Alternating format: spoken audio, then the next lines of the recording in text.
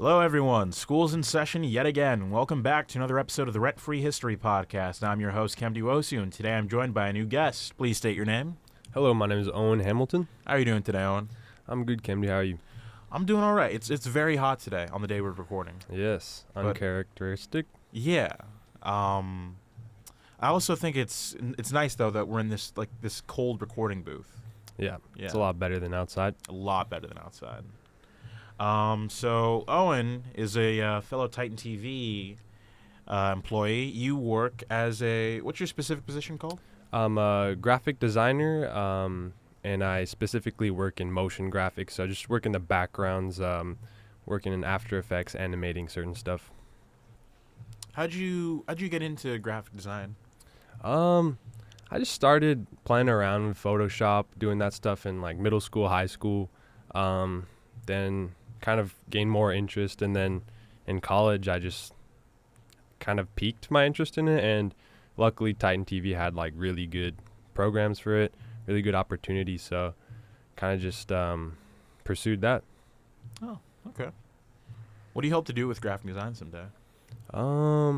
Is it like your true passion, like it's like you want to do something with that someday, or is it like a part of like a larger thing? Yeah, I'd say exactly. It's a part of a larger thing. I just became familiar in programs such as After Effects and Photoshop, and I think those will be useful. I do want to pursue more stuff in museum settings, and that's why another interest of mine is anthropology. I'm taking a bunch of classes and courses in anthropology, and I kind of want to meld the two, do some digital work for museums, maybe help with websites and help with that sort of like advertising for museums. And yeah, it's kind of both my passions combined.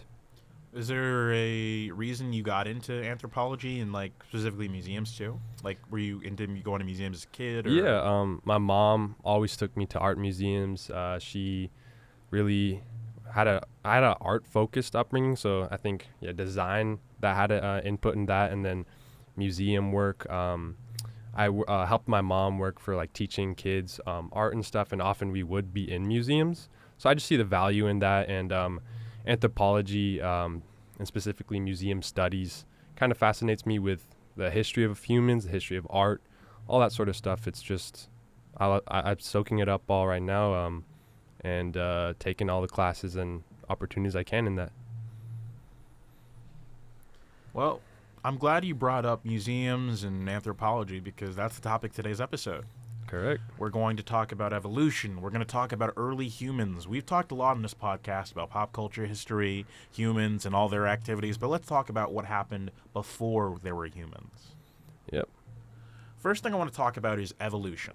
So, theory of evolution, of course, everyone knows that, or some people know it, some people pretend not to know it.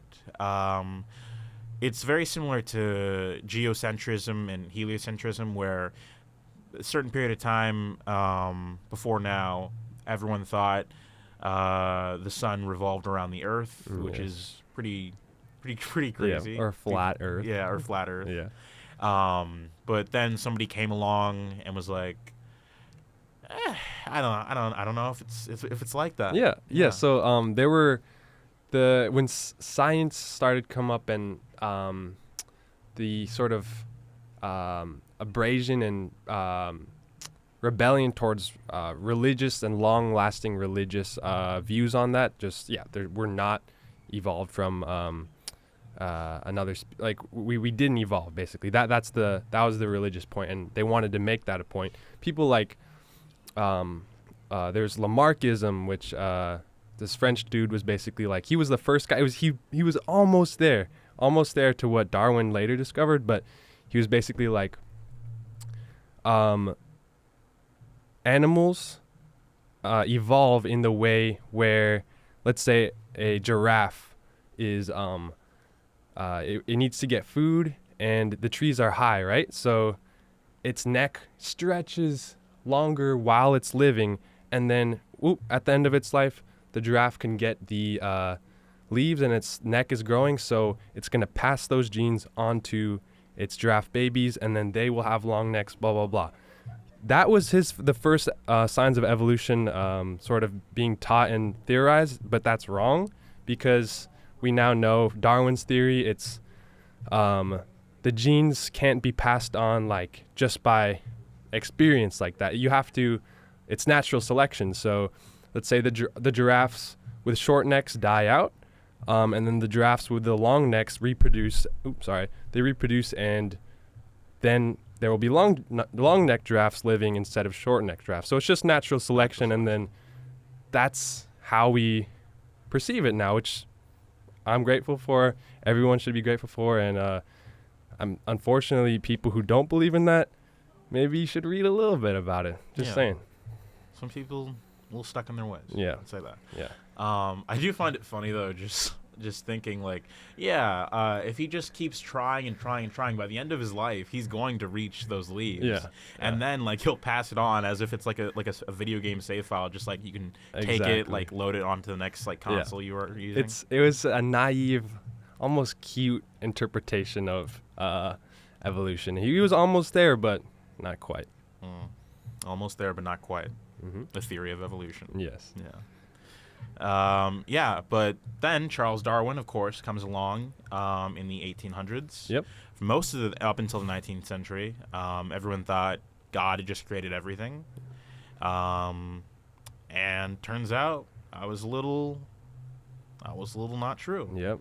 And There's a little more than that. It was pea plants, right? He used pea plants to. That was Gregor Mendel. Oh, Gregor Mendel. So he was just a scientist who, I think he did studies of pea plants. And just later in his life, he died, and his stuff was never really published. And later, people discovered like, man, Mendel, this dude's a genius, and they kind of published his stuff. I'm not sure exactly where that fits in the timeline of Darwin, but I know around that time, Charles Darwin. It's like the finches, like on the Galapagos Islands, like it's the same thing with the giraffes, like long neck giraffes, blah blah blah. But this was the beak size of each finch, and it was, so his work in that has been great for evolution and anthropology and biological anthropology. So like shout out Darwin, man. Shout out Darwin. And fun fact, that's why in the Amazing World of Gumball, Darwin Watterson is a fish with legs, so that's why his name's Darwin. Shout out Darwin, man. Shout out Darwin. Shout out Gumball. What a fun show that was. I love Gumball. I just love how it combined like different styles of animation. You'd have some CG, some claymation. Yeah. It's a great show. Great show. Another thing I want to talk about, we talked about evolution. We talked about the pushback against evolution. Yep. I don't know if you heard about this story. I'm pretty sure a Supreme Court case. Oh, really? About teaching evolution in classrooms, because I know that's like a highly like kind of publicized and debated topic. Yeah. Whether it not should be taught in classrooms. Oh, yeah. I think was that like. Do you know if that's still going on? I would assume maybe in southern states that's still going on. Well, I'm thinking of a specific Supreme Court case. I know it happened in the 50s. Let me check real quick. Supreme Court case. Evolution. Yeah, and that's just another issue, like banning books, banning education on this. It's important to learn, and if you grow up ignorant, if you grow up not knowing the truth, then I mean it's not your fault. You just were never taught that. So you know. Oh, here it is. It's called Edwards versus Aguillard in 87. Supreme Court held that a Louisiana law mandating instruction in creation science whenever evolution was taught in public schools violated the Establishment Clause of the First Amendment. So, wow. I guess First Amendment won again. Yep, there you go. Yeah. Shout out First Amendment. Shout out First Amendment. Wow. Just imagine a rapper just being like, shout out Darwin, shout out First Amendment. Wow. What a... I would like to see that. Yeah. That'd be an interesting rapper. I wonder what his songs would be about. Young Evolution, Lil Lucy. Ooh, Little Lucy. Little Lucy. Speaking of Lucy, we could talk about Lucy. Yes. So Lucy is a discovery of a pre-human species called the It was Australopithecus afarensis. Australopithecus afarensis. Yeah, and this was approximately, she lived 3.2 million years ago. And it's like fun fact, the archaeologists who were discovering her, I believe this is I don't 70s around 70s. Oh, I think I know what it you're was, going to say. they named her Lucy because Lucy in the Sky with Diamonds. That was the playing. Beatles song came out. Yes. Oh, no. Well, it didn't come out, but it came out on the radio. I think I've heard multiple either that or they were like playing it. I think the sort of iconic stories like they were playing that while they discovered Lucy. So yeah, so Lucy was 3.5 feet tall. Still a little guy, and so there's like theories of how she died, and a famous one is the reason why her bones are so well preserved was she was going for a little drink in a pond. Oops, fell into it, quicksand, mud, and then she like sank to the bottom, drowned, and luckily the mud preserved her bones very well, so we get to see them today. Another theory that I looked at while I was on my way here today was a theory that she may have fallen out of a tree. Now, this is debated by some people mainly because they think, oh, she was on 2 legs. Like, why would she need to like be in trees? Like, I thought that species like wouldn't need to be in trees getting anything. And so their theory is that she was in a tall tree. She fell, and judging by like the fractures in her arms and hands, that she tried to use her arms to break her fall, but it didn't work. And that's fascinating. That this kind of reminds me just of archaeology studying the bones and breaks of our early hominids. And there's a fun fact about Neanderthals. So we're kind of jumping forward. We'll come back to this later, but Neanderthals, they hunted big game and they hunted larger animals, and they were badass, man. They got on the backs of these animals with spears and like knives and would like cut the jugulars of these big animals, and they were bigger, stronger, so they hunted in ways where they would just ride the animals. And basically essentially we know this because of experimental archaeology, where we looked at modern day rodeo clowns and their injuries. So we see they have fractures in their shoulders, fractures in their hips, all this stuff, and we see the injuries that happens when you ride like a bucking bronco, all that stuff, and you compare that to the injuries that are in Neanderthal bones, and they had the same fractures, the same hip injuries, all this stuff. So we know that they were just kind of riding these animals, hunting them like that, and we see that thankfully because of anthropologists and archaeologists who look at rodeo clowns today, or not rodeo clowns, who are the people who ride the cowboys? Yeah, like cowboys, and like in those, like cowboy injuries, stuff like that. And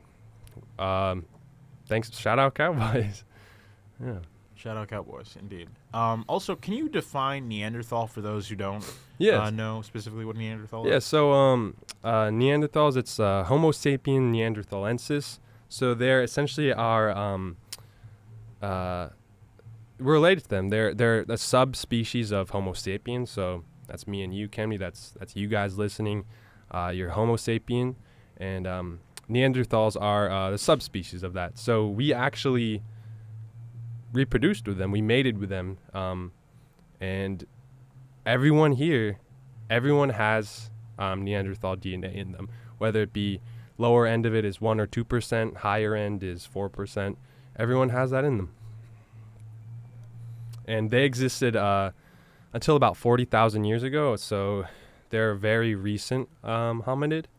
And going back a little, hominids before that, it was after Lucy, after Australopithecus afarensis, there was Homo habilis, which in Latin basically just translates to handyman, because this is when they started to have a heavy use of tools, stuff like that, and this was 2.8 million years ago. And then Homo erectus after that. And a really interesting that I figured out or found out recently was that they could have existed at the same time as Homo sapiens. So they started to die out and 500,000 years ago, and sort of Homo sapiens and Neanderthals, there was a rise in that species, and that's why we're here. And then Homo erectus died out and evolved into us, right? Those are our ancestors. But There's archaeological evidence that 35,000 to 50,000 years ago, their bones are in this river. I don't know if I'm pronouncing this right. Nang Dang River in Indonesia.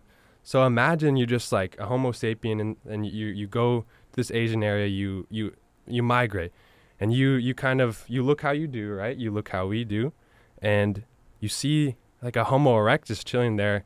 Like, I can't even imagine how that'd be. Imagine seeing like just a hairy little guy. I think that would be funny, but and yeah, it would just, I mean, even now, I think it would be crazy to see any of those live. Like, imagine seeing Lucy, like, dapping up Lucy, saying what's up to, like, our little relatives from before, you know? What if Bigfoot is just, is anyone ever theorized that Bigfoot is just, like, one of those creatures that just, like, it's, like, one of the last ones that just... I mean, yeah, that would be an explanation, like, right? Like, what's this, like, hairy guy walking around, and I don't know whether people who believe in Bigfoot, it seems they might, I don't know if I'm categorizing these people wrong, but maybe those people wouldn't believe in evolution, you know? Like, that sort of, what do you think about that? Like, that people that believe in Bigfoot don't believe in evolution? Yeah. I don't know. What would it mean if, like, because if Bigfoot exists, like, that would mean... it would be like... It's a contradiction, you mean? I would just say, like, if people have theories of other things, and I guess, what is that called? Like believing in myths and hoaxes like that? Or do you, what are your thoughts of Bigfoot? Bigfoot?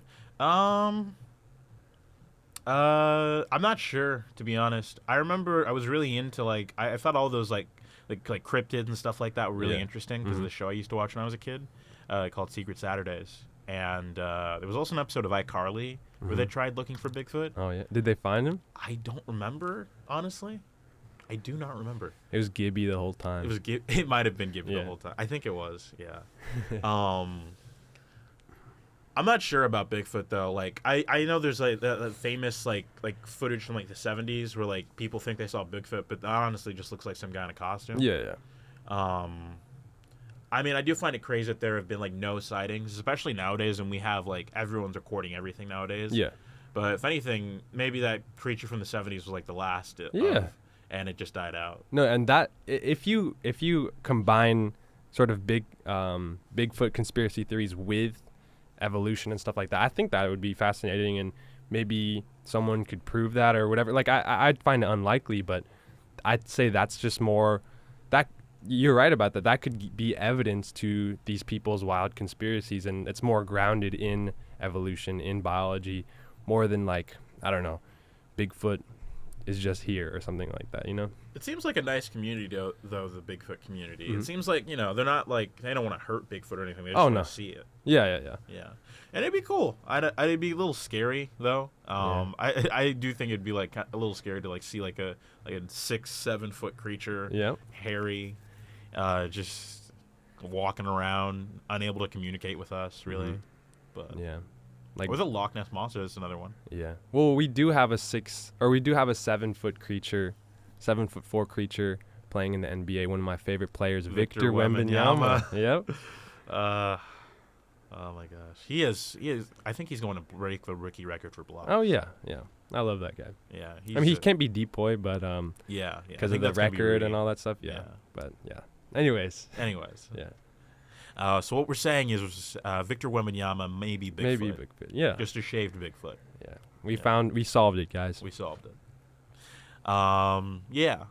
But yeah, I also do, like, I really do like some conspiracy theories, because it's just nice to, like, have these, like, what if, just, like, maybe this happened. Yeah. And like, it's nothing harmful, right? Yeah. I think sometimes I will think too logically, and then I just will choose not to believe that stuff, or I won't look into it, and I'll label the people who believe it something like, maybe I, like, for example, flat Earth, right? But that's something else entirely. But I mean, I haven't researched too much Bigfoot stuff, but when I was in Oregon, I know there's a big sort of following of like, oh, we've seen Bigfoot around here sort of thing, and along the coast of Northern California. So, hey, people maybe Oregon seems like the kind of place Bigfoot would be. Oh yeah, a lot of trees, a lot of forest there. Yeah, a lot of coverage.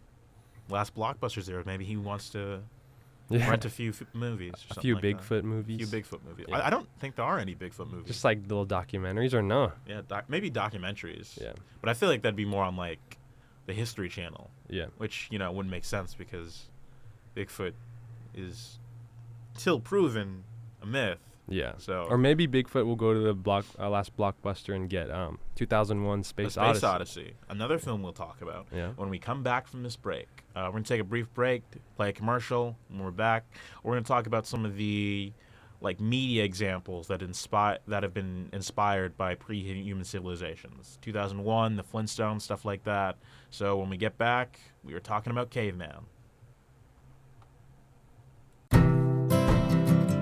Hello, Titans. Did you know that you're eligible to shop for delicious food items at the food pantry located in the Titan Student Union? All class levels, including graduate students, are welcome. No financial information needed. For more information and appointments, please visit asi.fullerton.edu/services. Also, don't forget to follow us at ASICSUF on Instagram for updates. And we are back. So, one of the first movies I want to talk about that, when I think of early, pre-human civilization, 2001: A Space Odyssey. Yep. Have you seen that movie? Yes, I have. What are your opinions on it? It was quite some time ago. I watched it in theaters, which was great. It's long. It's good. The visuals are amazing. And just, this part that sticks out to me is the sort of the dawn of man. Dawn of man. Yeah, that sort of sequence. It was great. Very interesting. Sort of has themes of evolution, themes of early hominids, but just has a kind of great sci-fi twist. I find it difficult to watch at the beginning because before the dawn of man part comes, it's 10 minutes of just darkness. Is it? Yeah. I don't remember. It's 5 to 10 minutes of darkness. Wow. And then they finally get to dun, dun, dun, dun, dun. Yep. I honestly don't even remember. Great opening song, though. I don't remember the parts past the I know there's HAL 9000s and Evil Computer. Yep. And the guys on the space station, but I don't remember a single thing that the guy says. Yeah, I just remember he's fighting with Hal, or it's kind of it's he's the red circle eye. Yeah. Right, and then he's maybe doing exercise or something on the ship. That's pretty much all I remember. Yeah. I remember there's that cool looking furniture. Yeah. Spacey sort of stuff, but I don't remember. I remember at the very end there's this weird. He sees himself as an old man. Yeah. And then there's a space baby. Yes. Yeah. And then I just remember the light colors going by, that really famous visual. Yeah. Yeah. That was actually at one point the highest grossing sci-fi movie ever. Really? Yeah, it made $13 million. Wow. Yeah. Inflation, man. Yeah, Jesus. I think that's got to be one of the Star Wars movies now. Yeah. Unless you count Do you like the Disney Star Wars, the 3? No. Me neither. No. What's your sweet spot? To me, maybe it's nostalgia. I love the prequels? Yeah. I love watching those other people, but it's hard watching them just by myself. Yeah. Because they're great movies to watch and talk about with other people. And then I feel like I can watch the original trilogy on my own though. Yeah. But it is hard to watch Star Wars though, because I've seen so many behind the scenes videos so many videos breaking down the movies that it's hard to see them the same way as I used to, but I still love them. Yeah. But I love that. The Clone Wars. Never finished the Clone Wars. I know season 6 or 7 came out. Yeah, I didn't finish it. I can't. I don't want it to end, basically. Yeah. I don't know how we got into Star Wars, but sci-fi. So sci-fi. We're talking about 2001: Space Odyssey. So so the Dawn of Man, they it was just showing. I mean, it doesn't say what type of hominid it is, right? But it's evidently Neanderthal. I don't think so. It's like earlier than that. Paleo. They're just doing like a rough Paleolithic a hominid creature, and they're kind of like grunting around. I only say fighting that with because each they're other. using the tools. That's Yeah, why I and, like was that's at assuming. the end where he's like bashing. Yeah. The, Or is it basically that like you by using the tools he becomes eventually yeah, the I think that's the Neanderthal? thing. It's Okay. like sort of like this. These sort of monkey, like really primitive creatures fighting each other, whatever. And then he sort of alludes. It's a science fiction twist of evolution where doesn't that like alien, the monolith comes down. The monolith comes down. And then I don't know if it kind of gives these hominids like inspiration or ideas to use tools, because after that, then you see this like smashing the skulls, all this stuff, and then that will probably, this is hinting to Homo habilis, being a handyman, having tools, stuff like that. So this is definitely pre-Neanderthal hominid that's being portrayed, but yeah, it's still kind of like a primitive creature, and that is what is portrayed in the media. And next, like famous caveman, gotta talk about Fred Flintstone. Fred Flintstone, the Flintstones, made by Hanna-Barbera, who of course known for Tom and Jerry, Scooby-Doo, the Smurfs, and along with the Flintstones, the Jetsons. I don't know if you've heard this theory about the so-called modern Stone Age family. There's a theory that the Jetsons, that family from the future, that the Jetsons and the Flintstones take place in the same universe. I think I've heard something like, you got to tell me. And that the Jetsons are just the rich people that can afford to live up there, and the Flintstones are the poor people who can't afford the nicer life. Wow. Well, so tell me, I've never really watched the Flintstones, but is Fred Flintstone, what is he like as a guy? How is he portrayed? Is he like a dumb guy, or? He's not necessarily like a dumb guy. He's supposed to be like the representation of like 60s fathers and stuff like that. Oh, yeah. Because as the show starts off, they don't have a kid, so it's just him and his wife. Yeah. And it's just them and Barney and can't remember what Barney's wife's name is. But it's the dinosaurs, right? And the dinosaur too. Yeah. I don't remember the dinosaur's name is either. But weirdly enough, the dinosaur could talk originally. Oh, wow. Yeah. The first season, the dinosaur talks. And then, like, as the show goes on, like, he just, like, makes little, like, sounds. But he doesn't actually, like, say anything after the first season, which is weird. But it's funny how they use, like, birds and, like, they use dinosaurs and stuff like that as, like, replacements for the technology that they don't have yet. Yeah. I also find it funny, like, whenever the Flintstones would do a Christmas episode, because where's Jesus? Where's Jesus? Like, he hasn't been born yet. So how are you doing a Christmas episode? They could tell the future. Yeah, they can tell the future. They're like, we know what's gonna happen. Yeah. We got to do something for the kids. Yeah. Well, it's Fred Flintstone. You said it was the Flintstones was the longest running animated show. Longest running animated show. It ran for 6 seasons, so from 60 to 66, and a bunch of movies and TV show spinoffs came afterwards. Yeah, but the original series was the longest until The Simpsons beat it in its 7th season. Yeah. So I mean, this was a huge representation of sort of humans before modern era, and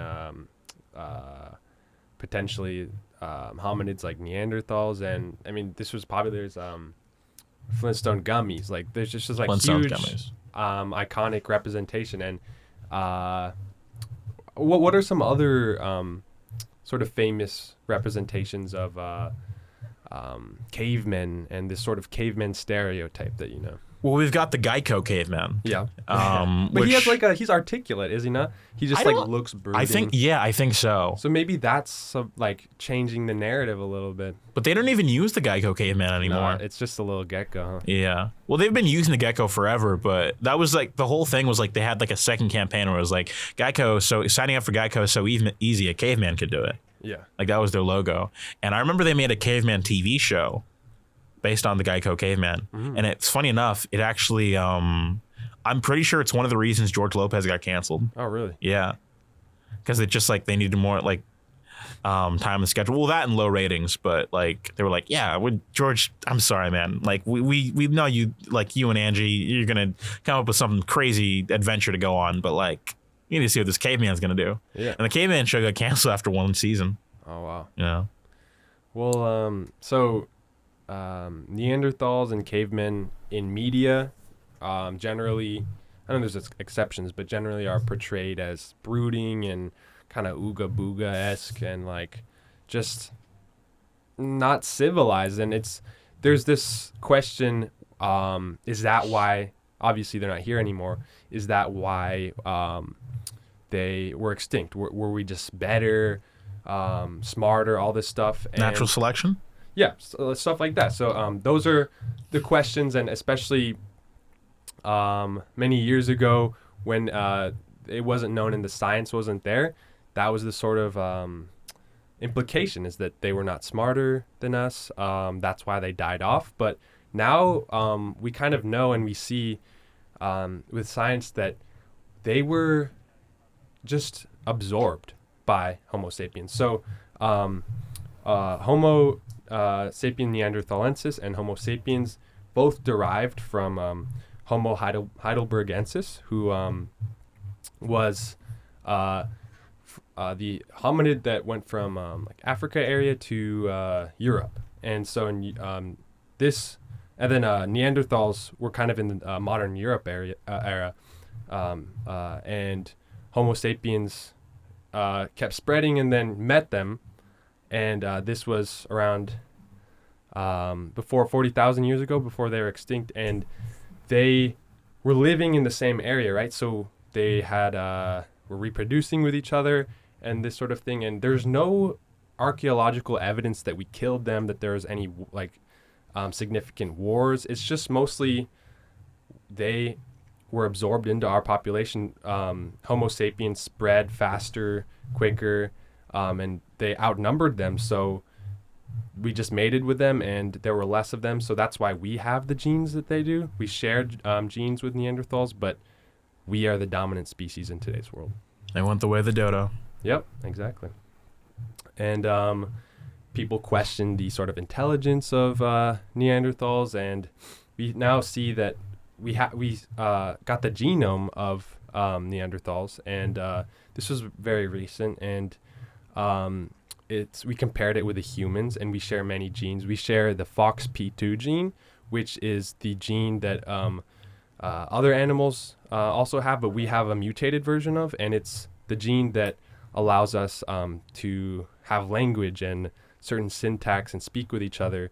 And we see this gene, there was a kickstart in art when this gene was mutated, and this was during when Neanderthals were alive. So there's a debate, were Neanderthals doing the first art that was seen in hominids? Was it Homo sapiens? We'll never know, but we do know through archaeology that Neanderthals painted their skin with pigments, and they had art representation. So these people were just like us. There are subspecies, but they were smart, or even smarter than us, because their brains were indeed bigger. You know, I think of that episode of Regular Show. I don't know if I've seen the more smarter episode. Yeah, exactly. Where basically in the episode, Mordecai and Rigby, who are a bird and a raccoon that work at a park. I promise you this makes sense if you haven't seen the show. Yeah. But there's also a caveman episode. There's also a caveman episode. We can talk about that afterwards. But one of the characters, Rigby, he wants to get, quote, more smarter, as he calls it. And he orders this drink called Brain Max. And he and Mordecai drink so much of it that like the people around them that like are like average intelligence seem remotely stupider. Yeah. And I think that's going to be a thing. Like, people are going to look back on our civilization one day, just like the way we did, like, to people in the 1800s, 1700s. Exactly. Just like, I can't believe they used to dress like this, act like this. Exactly. But it's even cooler because, like, you know, I mean, if this doesn't all get destroyed, they'll have, like, audio records and visual records, you know? Yeah, like in today's world. Yeah. Right? Yeah. Unless it like all gets destroyed in the cloud, you know. Yeah. What is the I don't understand the cloud, to be honest. I do not know. Because like, what if it, like, I know it's just a bunch of servers, but like, what if those servers like blow up or something like that? Yeah. Then you're gonna have to like, you hope that like pictures, like just like physical media is still there. Your Snapchat pictures. all gone. Yeah. Well, like you were saying, I like that point that you made. It's sort of cultural superiority that they think like we are living in this era now. We think we're smart and we know that we've gotten to this level, right? So we perceive ourselves as smarter and better as previous societies, right? And we tend to do this with native populations, with tribes, and even before then, we still are doing this with Neanderthals. These were smart creatures, just like us, existing at the same time, but because essentially we prevailed and we absorbed their population, there's like an imperialism almost. We see ourselves as better, and just like you said, more smarter, as Rigby would say, and potentially later in the future, wherever we are then, hover cars, whatever, we will maybe see us now as primitive. Who knows if we're still here? Hopefully we'll still be there. Still will be here. I mean, we won't be. We won't be. We'll be in the cloud. We'll be in the cloud. Mm-hmm. Reminds me of that Black Mirror episode, San Junipero. Oh yeah. Where like you don't. For anyone who hasn't seen Black Mirror, there's a special episode called San Junipero where, in the future, like, when you die, you have the option to be uploaded into a cloud simulation of what life is. Yeah. Would you do that? I don't know. I mean, who's to say we won't be? What if we'll be just against our will? You know? Yeah. Like people, companies have so much of our information. Stuff will just be out there, right? Yeah. But it's hard to say. How about you? I'm not sure. I don't know how much information they have on me because I always say ask app not to track. But I'm not sure if I would do it though. Like maybe when things end, they're just supposed to end. You know, things can't just keep going on forever. Yep. But then again, like if there's just nothingness out there, just like lose your individuality. Yeah. I mean that's why I'm grateful. Like everyone could. Put out their own stuff, like their own art. Yeah. We could do our own radio shows. There's evidence of us, right? And this sort of evidence has been erased of societies like the Neanderthals, of many Native American populations. They didn't have like, I guess, the resources we do now and the technology. We have the option to be permanent, right? We could live on. We could be forever with our art, with our voice. Thanks to the internet, thanks to records, all this stuff. And it'll be hard to erase these sort of things like it was, and like just like how Neanderthals were essentially erased. And it's hard to find their real history. Yeah. Speaking of Native Americans, they really had like some amazing civilizations out there that the Europeans just really ruined. Oh, no. Yeah. It's when you see like recreations of like what the temples and the villages looked like, they were so. Just imagine how advanced they'd be nowadays. Yeah, I mean, it was just exploited. It was ruined. It was just, it was a catastrophe, and it's stuff just like we said about educating evolution that needs to be educated. U.S. history and what happened to those people, that needs to be shown in. I mean. I don't know if in your high school did you learn, was it just like... I learned U.S. history, but like pre-human civilizations, that really wasn't taught in high school, to be honest. That was more of like a middle school thing.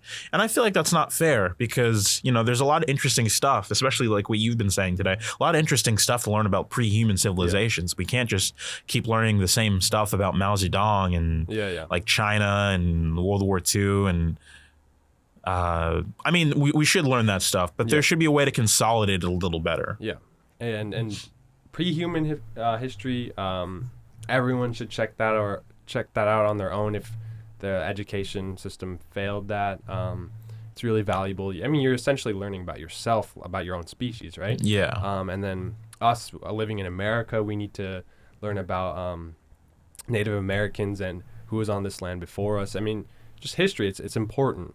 It's important to learn, and when we know, if we have kids in the future generations, we will educate them, and then they will know. So ignorance is taught, and ignorance is spread through improper education. And misinformation. Yes. Yeah. I completely concur. I agree. I think we're going to take one more break and then talk a little more for another good 15 or so minutes and then end the show. Titan Radio would like to thank The Frida, a nonprofit art house movie theater located in Santa Ana. For more information, visit thefridacinema.org. You talking to me? The first rule of Fight Club is you do not talk about Fight Club. Gentlemen, you can't fight in here. This is the war room. Just a flesh wound. Wax on, hat. Wax off. I know Kung Fu. Yippee-ki-yay, motherfucker. They're here. And we're back. That was a great commercial. We're going to take a brief recess and talk about some other stuff, though, because we've gotten completely cold turkey. We've run out of ideas, so yeah. If you were really looking forward to talking more about ancient history, we can do that. We can do ancient history. Yeah.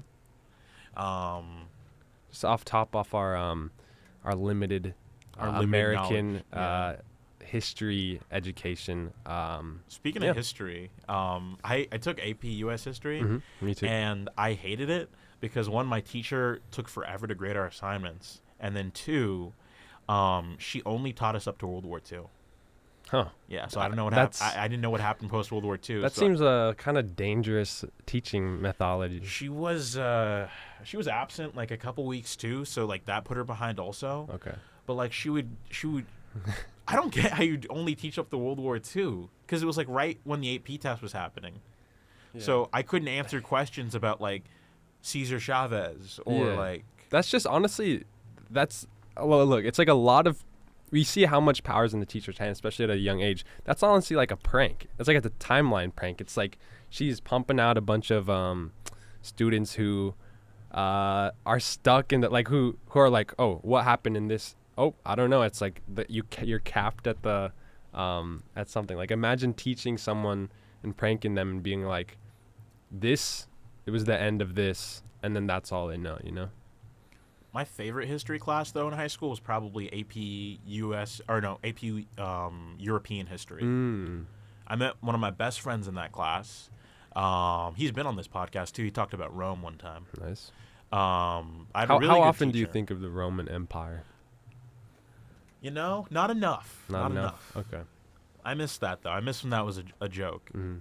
That would have been great, actually, because that episode was recorded in the fall. Back when that joke was still relevant. Oh yeah, did you guys use it? We did use the joke, but it sucks because like we say it like a couple times throughout it, and it's like, oh man, I really wish we had released that episode at the time because that would have been funny. Yeah. But yeah, what was your favorite history class? I took AP World History. Okay. And that was really great.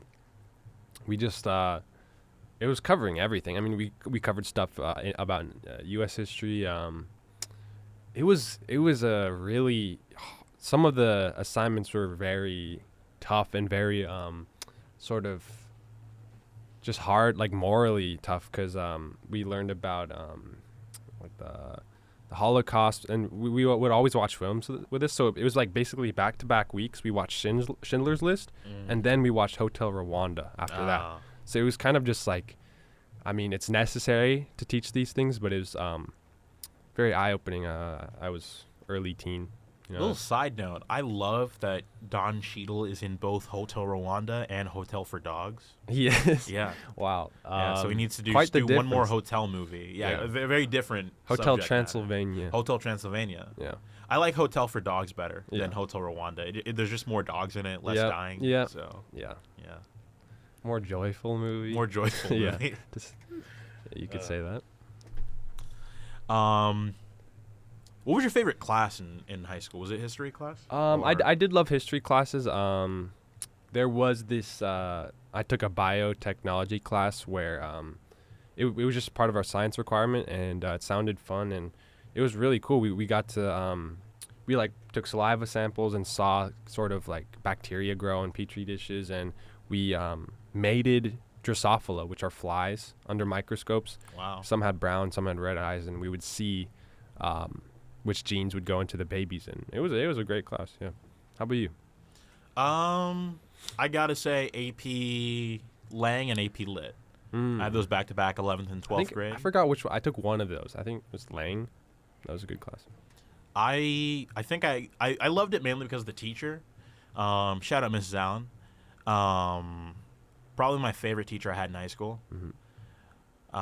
Mainly because like she would kind of give me like a couple minutes start of every class to just kind of say whatever I wanted. Yeah. That was always fun. Cool. But I also liked it because like I really liked the books we read, from like Of Mice and Men Yep. to Native Son to Streetcar Named Desire, Catcher in the Rye. They were really interesting, and it was just nice to have like discussions, Socratic seminars on all the books. So Cool. yeah, kind of miss that because you don't really get that. Like once you're done with like your required classes in college, like you don't really do that unless it's like you're an English major or something like that. Yeah. So yeah, like we summarized our kind of highlights of our high school education, and right now the reason I'm in a bunch of anthropology classes, and I'm lucky to be taking those, and I can learn stuff like this. I want to ask you, when have you learned kind of about early hominids, early like human civilizations, pre-human civilizations? What was this in like high school science classes, and where do you think you gained most of your knowledge of these sort of like hominids? I think it was a combination of I remember 6th grade and middle school, because I went to middle school in the 6th grade instead of 7th. There was a class called like... Me too. I was in middle school 6th. Oh, okay. Yeah. I don't remember the specific class, but it was like some kind of science class where like we didn't learn actual science, but it was more like history of science. So I think it was a combination of that, and then 6th and 7th grade history classes. Got it. Yeah. Yeah. I mean, I think similar to me, it was very early on, and then it's just like a drop off after, right? And then I guess if you want to pick that up in college, or you're interested in college, you take that up upon yourself. But I don't know. I'd say maybe it's just my bias, or I'm have like kind of passionate about this. But I'd say I would want more education, and maybe in high school about this. Maybe courses like that. I'd say people would benefit from learning about pre-human species of hominids, and evolution. Like, this stuff is very important, and I feel like in high school maybe those schools could take advantage, and in that time of people learning about this stuff, I think it's fascinating and very valuable for us to know our history as humans, you know. Valuable indeed. I think my favorite... What's your favorite moment in history? Favorite moment in history? Yeah. Ooh. It can be pop culture history. It can be like early human history. It can be... Here, I'll give you like something more specific. Let's say like 20th century. 20th century. Okay. It could be like all around the world. Yeah. I'm gonna have to pass that to you for now, and then I'll answer after you. All right. I'm gonna pick... I'll just do some U.S. history. Yeah. I will pick...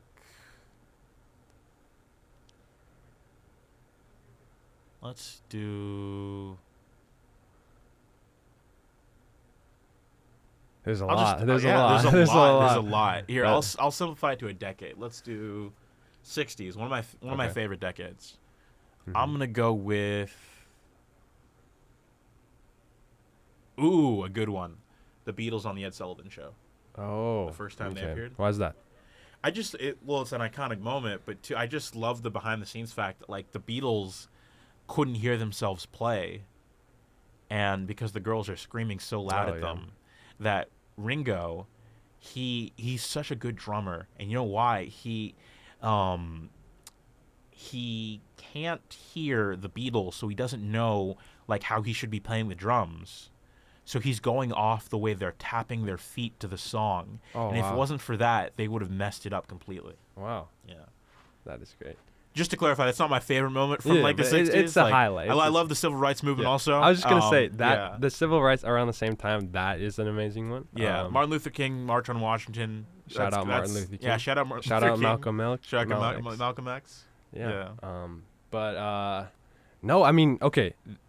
Really quickly, I will tie that into the civil rights movement and the great strides in that period. This, I mean, we know the history, and we were taught this in high school.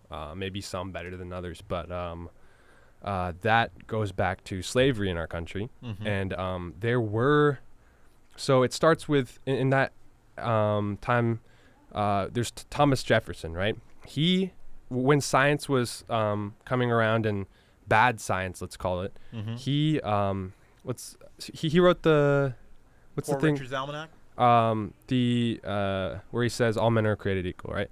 Oh, the Constitution. Yeah. So that well, see, both of it, we don't really know, but that wasn't true. He said all men are created equal, and that wasn't true. He had like 200 slaves, all this stuff, and it's because he didn't believe that people from Africa and then modern in his time African Americans were people like himself and like white people. And this goes back to the bad science. He thought that the people of African descent were closer to our pre-humans and those people, and that they were less civilized humans than white people. And this goes to the poor education.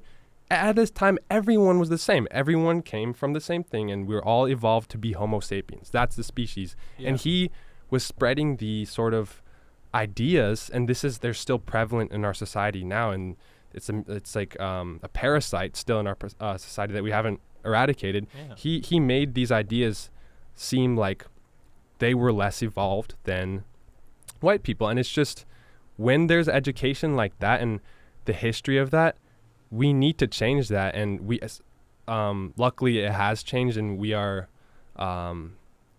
more now accustomed to knowing the right science and knowing evolution, and everyone is like the same species and whatever. But back then, horrible institutions like slavery were built upon these wrong ideas about humans and where they come from. I mean, they didn't have proper the proper grasp of evolution now. So it's just like, it's great that where we've come and how far we've come, but it's just, we got to keep going that direction and make sure that education is proper in that department, you know? Yeah. Yeah. I can't believe there are people out there. I can't remember which presidential candidate it was. This was like back in like 2012-ish. He was like, "Yeah, I want to get rid of the Department of Education." Like, why would you do that? The best part was, like, he was talking about education. He was talking about two other put it all in the military. And like, he couldn't even remember what the third one he wanted to get rid of was. Jesus. Yeah. Yeah.